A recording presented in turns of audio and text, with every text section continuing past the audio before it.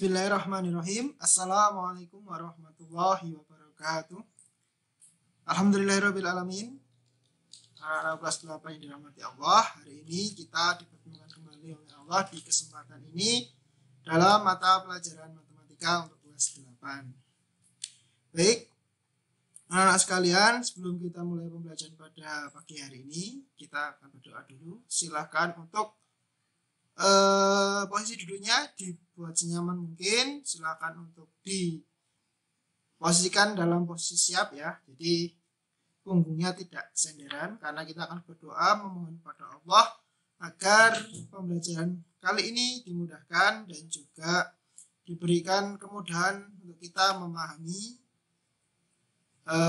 materi untuk kesempatan kali ini. Baik, berdoa dimulai.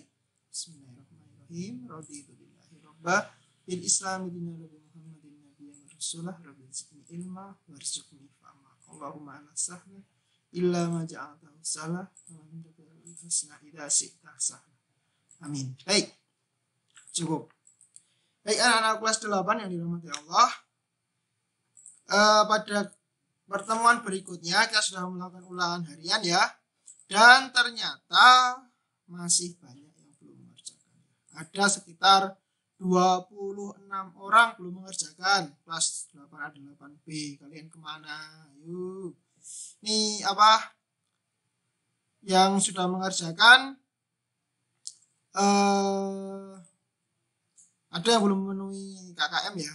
Nanti akan kita adakan remedi. Nanti soalnya akan saya upload di Google Classroom seperti itu. Nah, untuk pengumpulannya nanti silahkan sebelum ini ya, sebelum UTS itu sudah dikumpulkan, dan nanti agar bisa masih ada waktu, harapannya Ustadz bisa secepatnya, karena nanti pasti ada revisi-revisi gitu. Nanti kalau bisa langsung betul semua alhamdulillah, tetapi kalau masih ada yang Ustadz takutnya adalah nanti masih ada yang belum betul dan nantinya harus direvisi ulang. Oleh karena itu nanti untuk remedialnya harap segera diselesaikan. Seperti itu, yang belum ulangan harian segera mengikuti ya. Link sudah Ustadz share di Google Classroom, jadi dikerjakan gitu ya. Baik, untuk pertemuan kali ini kita akan langsung saja untuk masuk ke bab 2, yaitu tentang sistem koordinat atau nama lainnya adalah koordinat kartesius. Nah, jadi kita pakai sistem koordinat gitu ya namanya ya. Karena nanti di bab 2 ini, di sistem koordinat ini, kita akan belajar mengenai posisi terkait sebuah titik atau sebuah benda dalam bidang koordinat seperti itu. Nah, bentuknya seperti apa? Nah, nanti kita akan belajar bersama. Gitu. Baik. Jadi Ustadz nggak pakai ini ya, pakai PPT ya. Nanti langsung saja Ustadz gambarkan di situ, Ustadz jelaskan nanti apa-apa aja yang akan kalian pelajari di pertemuan kali ini. Baik. Silakan untuk buku catatannya dipersiapkan, alat tulis untuk membantu kalian mengingat-ingat. Jadi silakan jangan memaksakan pikiran kalian untuk mengingat-ingat semuanya. Bantulah memori kalian dengan buku catatan ya. Baik, diperhatikan tentang sistem koordinat.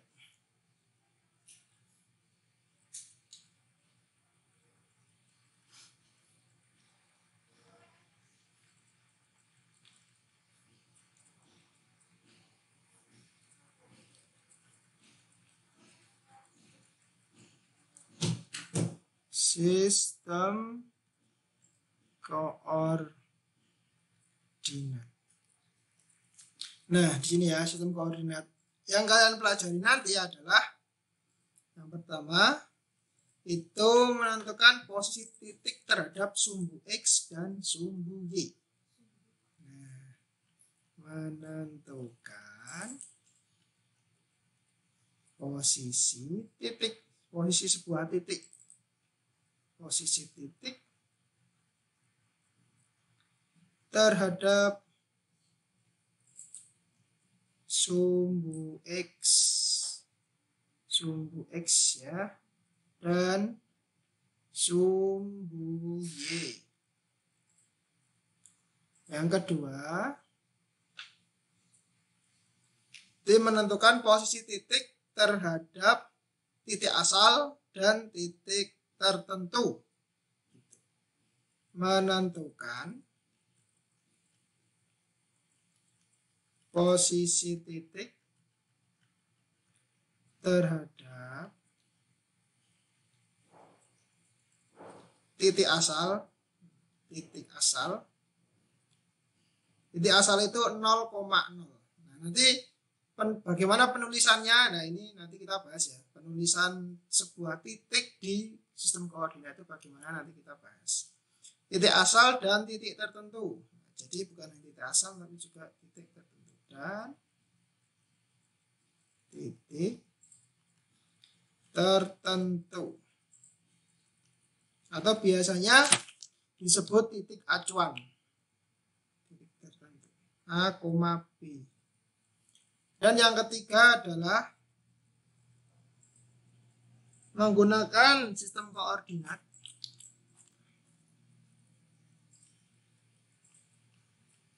Menggunakan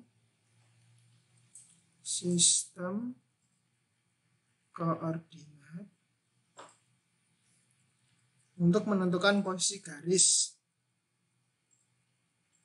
Untuk menentukan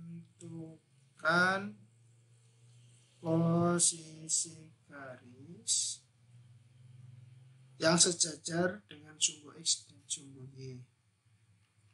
Yang sejajar atau tegak lurus. Jadi sebuah garis itu bisa sejajar juga bisa tegak lurus. Tegak lurus itu yang bagaimana? Tegak lurus itu yang membentuk sudut siku-siku. Jadi yang seperti ini. Kalau kalian pernah lihat Ultraman itu kan kayak gini ya biasanya. Menyilangkan tangannya. Nah itu. Kalau kalian belum pernah lihat Ultraman ya masa kecil kalian belum belum bahagia. Nah, yang sejajar dan atau tegak lurus dengan sumbu X dan sumbu Y. Dengan sumbu X dan sumbu Y. Jadi tiga ini yang akan kita pelajari untuk pertemuan kali ini. Seperti itu. Nah, sekarang kita kotai dulu ya.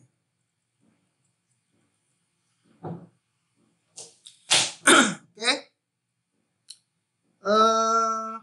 Yang pertama menentukan posisi terhadap sumbu X dan sumbu Y. Sebelum itu kalian harus tahu sistem koordinat ini bekerjanya di mana gitu ya. Bekerjanya itu di bidang ordinat, di bidang koordinat.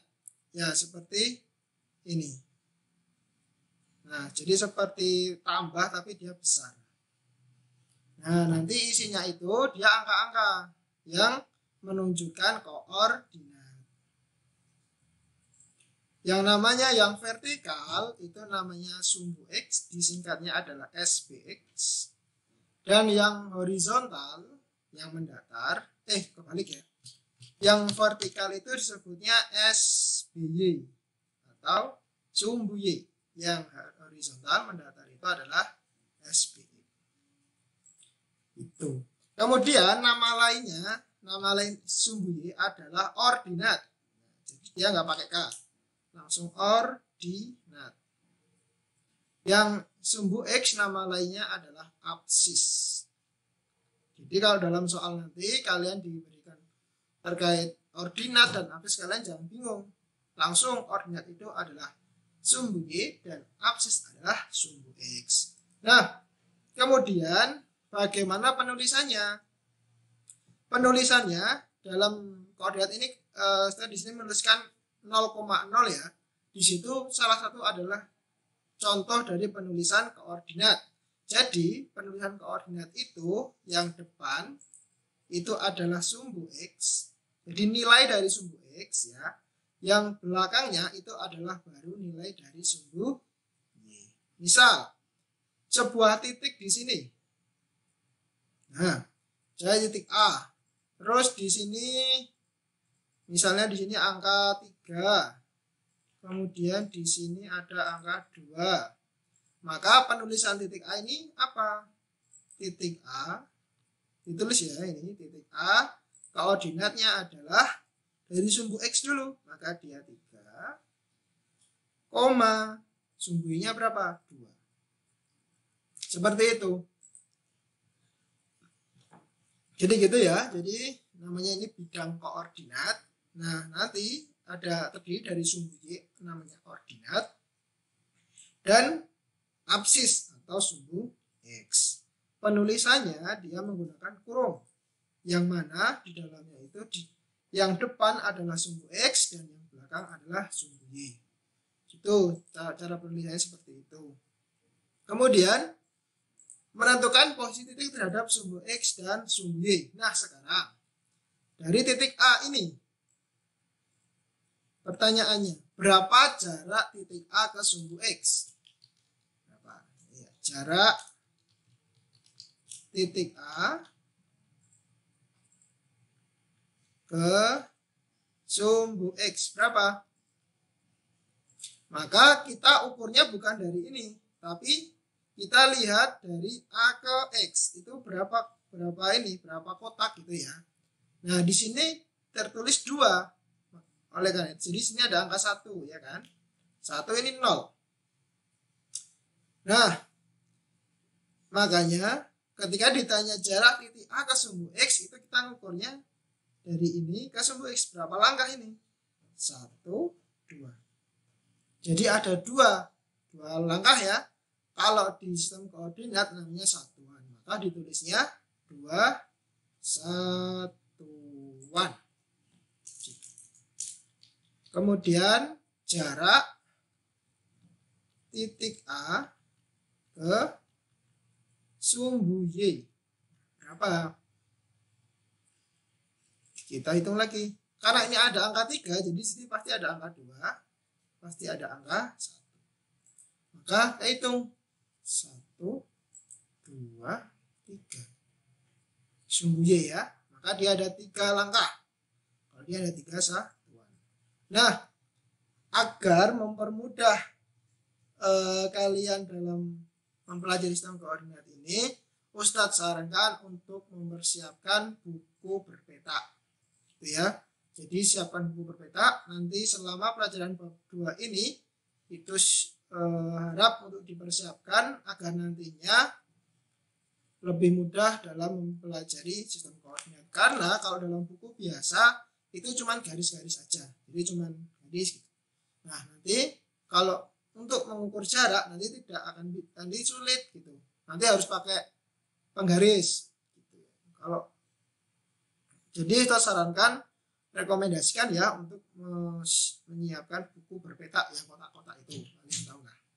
Nah, itu untuk nomor 1 kita sudah bahas. Jadi menentukan posisi titik terhadap sumbu X dan sumbu Y.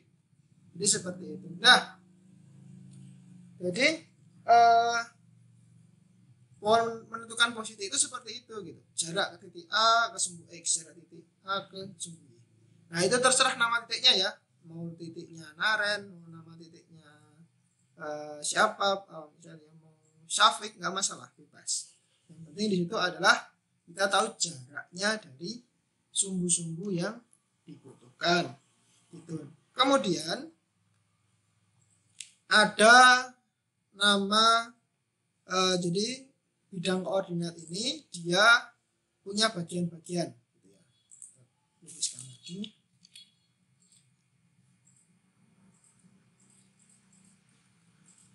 Nah, di sini itu dia kalau sebelah ketika mendatar itu posisi sebelah kanan itu akan diisi bilangan-bilangan positif. Kalian di kelas 1 sudah belajar terkait garis bilangan ya. Nah, kan di SD malah. Di posisi kanan sumbu X itu ada nilai-nilai positif. Sedangkan di sumbu kiri dia akan di bagian kiri dia akan berisi nilai-nilai negatif. Kemudian dan seterusnya gitu ya. Di sumbu sumbu Y itu yang atas itu berisi angka nilai-nilai positif. Nah, yang bawah itu isinya adalah nilai-nilai negatif.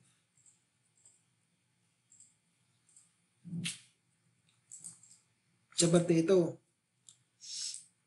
Kemudian ada nama-namanya gitu. Terkait ini ya, apa namanya?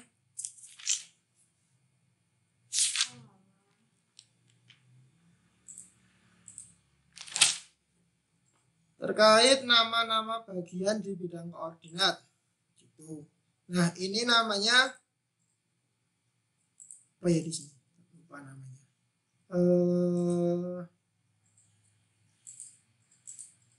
Kuartal ya.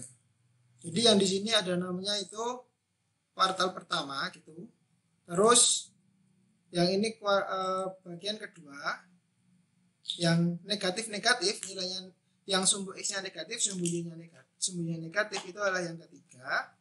Dan yang sumbu X-nya positif dan sumbu Y-nya negatif itu adalah bidang atau bagian keempat. Nah, gitu. Jadi bidang koordinat itu ada bagian-bagiannya.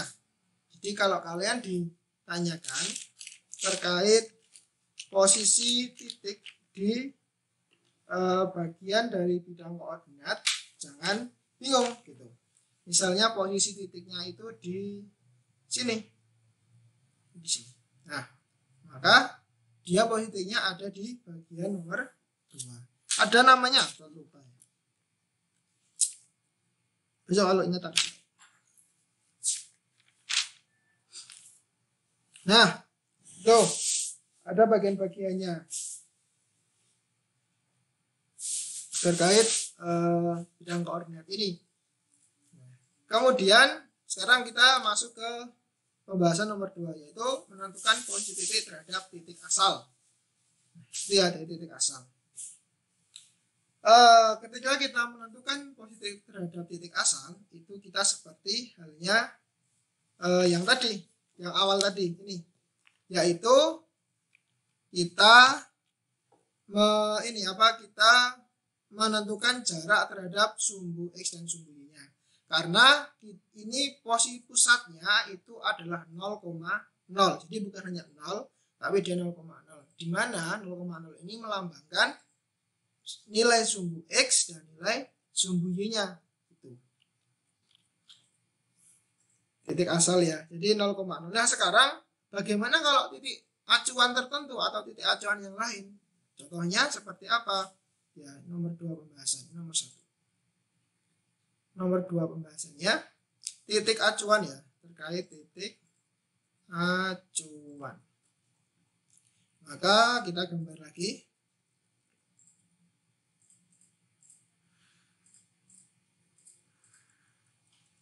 Nah, ini titik pusatnya di sini. Kemudian ada sebuah titik di namanya kuadran, maaf.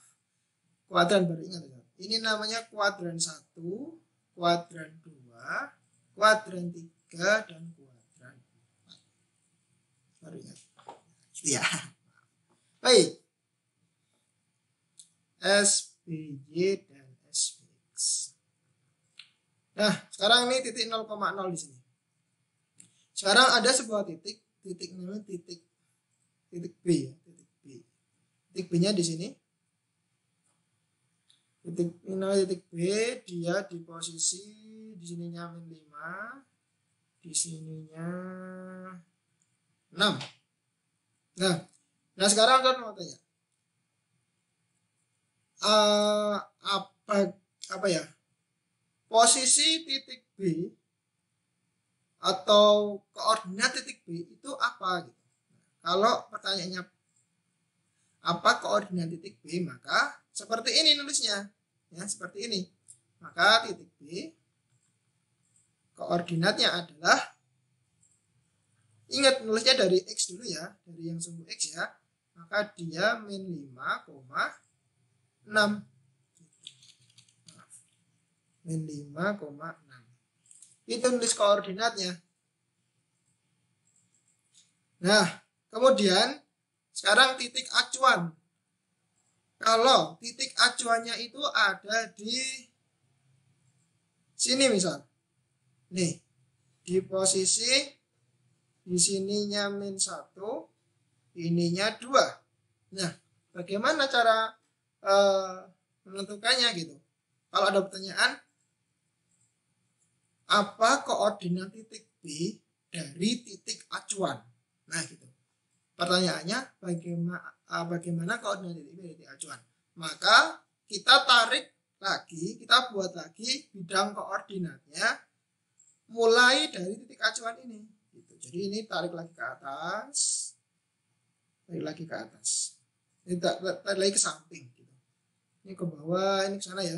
Maaf, harus dipakai warna lain. Jelas. Oke.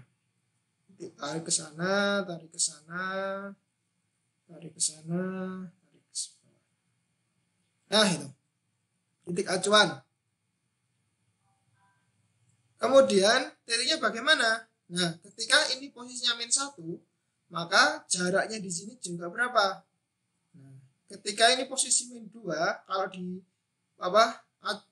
di titik asal 0,0 ini min 2, maka kalau di titik acuan ini jadi min 1. Karena sudah bergeser ya. Maka sampai sini dia bisa dipastikan adalah min 4. Min 4. Kemudian yang atas gitu ya. Yang atas di sini kan 2. Maka bisa dipastikan kalau yang 0 aja posisinya 2 di titik asal, maka yang 6 jadi 4. Dia bergeser 2 ya.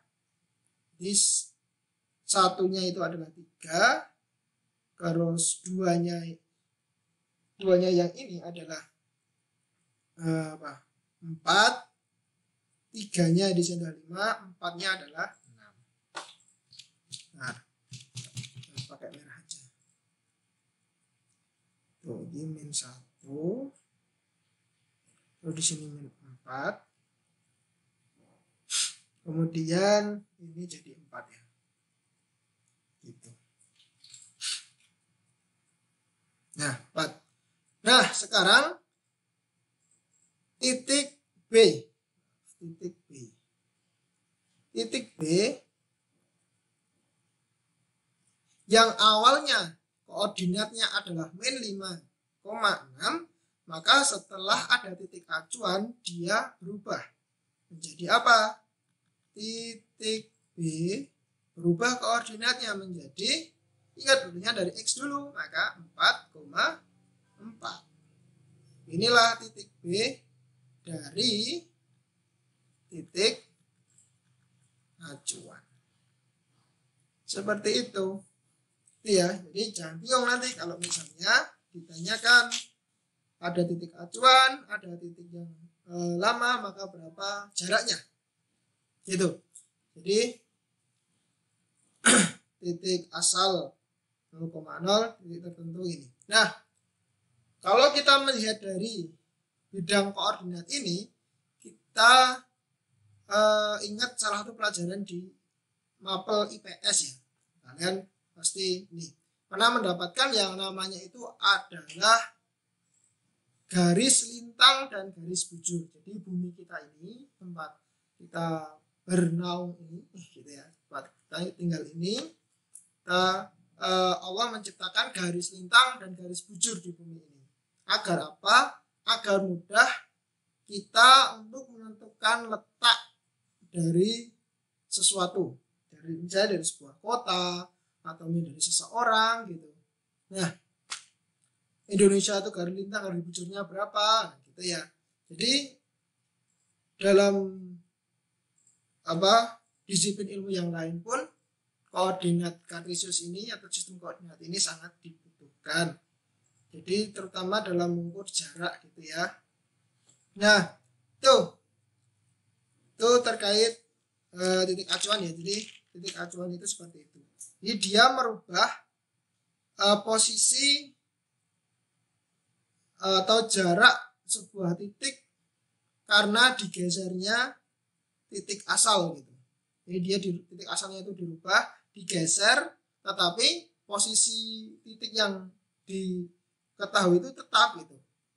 Maka dia dia seperti berubah, jaraknya seperti berubah, padahal enggak, cuman dia titik asal ini yang berubah. Jadi seperti halnya ini ya, kita melihat sesuatu itu berdasarkan dengan sudut pandang yang lain gitu. Nah, ketika kita melihat sesuatu dengan sudut pandang yang lain, maka itu juga akan berubah. Ketika sebuah komputer misalnya, komputer dengan atau TV yang flat gitu, ketika kita melihat dari depan dia tampak lebar, tapi ketika kita melihat dari samping, oh ternyata dia tipis gitu. Tapi tanpa merubah bentuk dari benda itu. Jadi itu salah satu dari sudut pandang. Nah itulah titik acuan itu seperti itu. Ketika titik asalnya dirubah, maka dia juga akan berubah. Nah,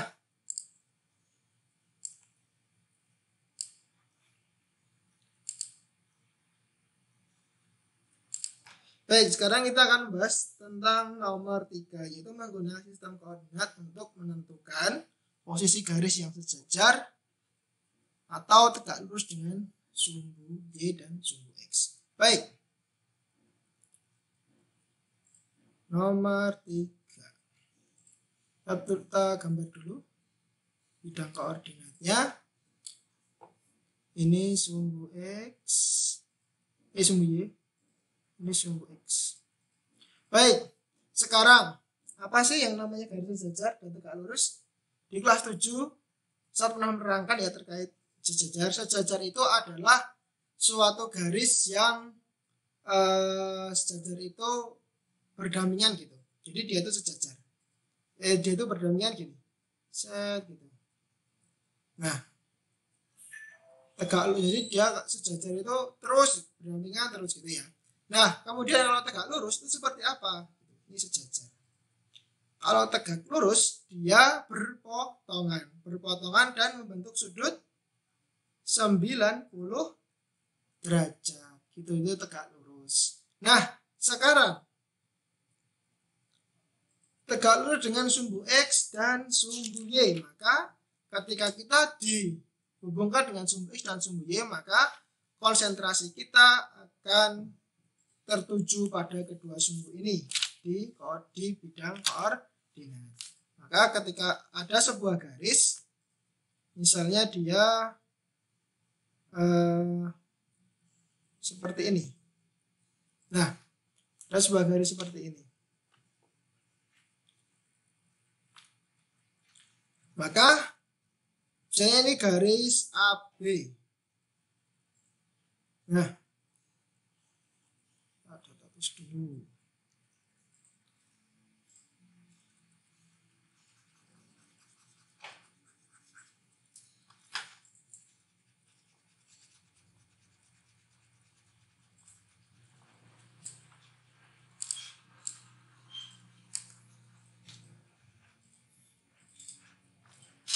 Itu garis AB. Nah, sekarang kedudukan, namanya kedudukan ya. Kedudukan garis AB itu bagaimana?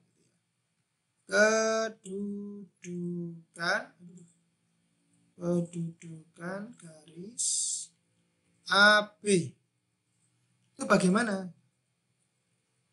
Maka bisa dipastikan yang kita ketahui adalah garis AB ini dia apa? Sejajar dengan sumbu X dan tegak lurus dengan sumbu Y. Gitu ya. Jadi ketika ini dituliskan, sebutkan kedudukan garis ini, tunjukkan kedudukan garis ini, gitu ya. Maka kalian buat seperti ini. Kalian tulis kedudukannya bagaimana? Dia sejajar atau tegak lurus? Dia sejajar dengan apa? Dia tegak lurus dengan apa? Gitu. Nah, sekarang misal di sini ada angka 5. Di Sini ada angka 5. Kemudian ada angka 0. Gitu ya. Kemudian di sini di sini ada angka min 7. Di sini ada angka 6. Nah, setelah kita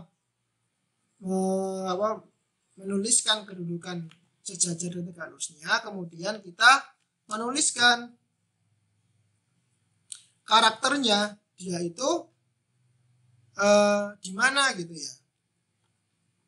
Terus juga yang berhubungan dengan sumbu X dan sumbu Y. Nah, ketika mendatar seperti ini, maka kita hubungkan dengan yang sejajar dengan dia. Nah, yang sejajar dengan dia itu apa? Gitu ya. Nah, sekarang yang sejajar dengan dia itu apa? Sumbu X. Maka kita tuliskan dia posisinya dengan sumbu X ada di mana? Oh, ternyata dia berada di atas sumbu X. Nah, jaraknya dari sumbu X berapa? Gitu ya. Nah, karena di sini disebutkan 5, maka otomatis jarak 0 sampai ke 5 ini 5. Maka otomatis jarak dari sumbu X ke garis AB ini adalah 5. Dan jaraknya adalah 5 satuan dari sumbu X. Tuh.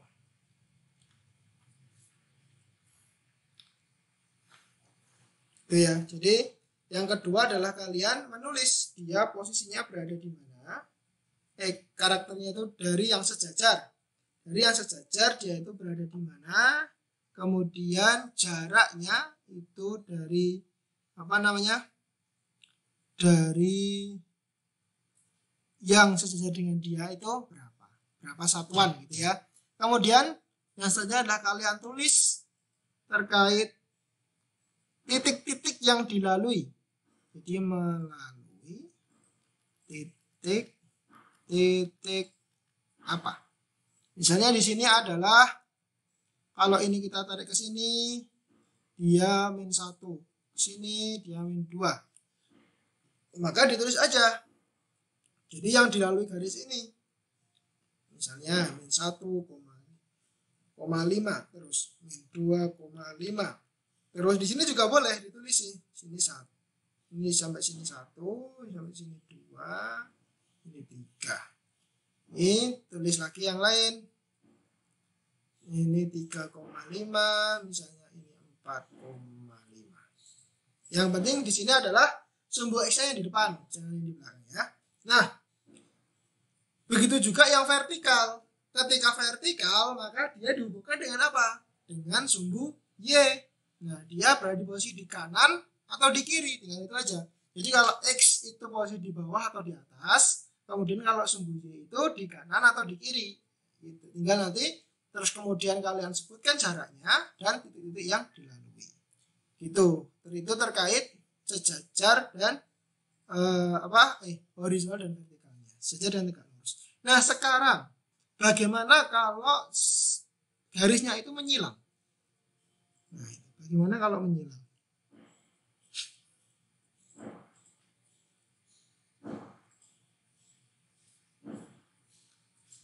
Misalnya ini 3.1, di sini 3.2. Kita buat dulu.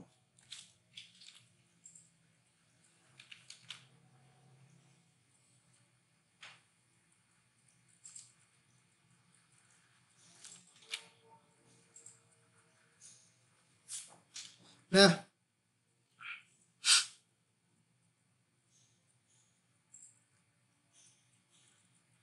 sekarang Ustadz ingin membuat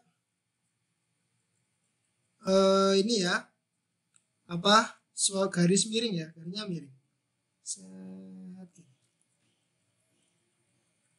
Nah, kalau kayak gini gimana gitu? Jadi ini garis NO. Ini SPY, ini SPX. Nah, ini adalah nilainya 4, di sini nilainya 3. Kalau kayak gini gimana? Maka kedudukannya adalah kedudukan garis NO. Maka NO sama dengan apa? Memotong sumbu Y SPY pada di titik ini ya, di titik berapa? Ini ya, dia memotong di sini. Berapa ini? 4. Dan ini berapa? 0 ternyata. Maka ingat yang X yang di depan 0,4. Kemudian dia apa lagi? Memotong sumbu X di titik berapa? Ini 3, 0, maka 3,0 gitu. Jadi, anak-anakku sekalian, ketika sebuah garis itu memotong di sumbu, titik perpotongannya ada langsung di sumbu X-nya, bisa dipastikan bahwa nilai dari Y-nya itu pasti 0. Dan sebaliknya, jika perpotongan itu ada di sumbu Y, langsung di sumbu Y, langsung di garis sumbu Y, maka nilai X pasti 0. Jadi seperti itu. Seperti ini.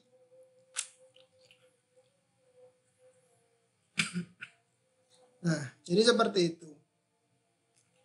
Dan nanti bisa juga untuk ketika kita menggunakan buku berpetak, maka kita bisa melihat titik-titik mana saja yang dilalui oleh garis itu. Tapi karena kali ini kita belum pakai buku berpetak, maka kita belum bisa untuk menuliskannya. Maka Ustaz sarankan setelah ini nanti kalian persiapkan buku berpetak ya, selama kita belajar di bab 2 ini. Tuh, ya sekalian, nah seperti itu. Jadi itu ya untuk pembelajaran kita di bab 2 ini.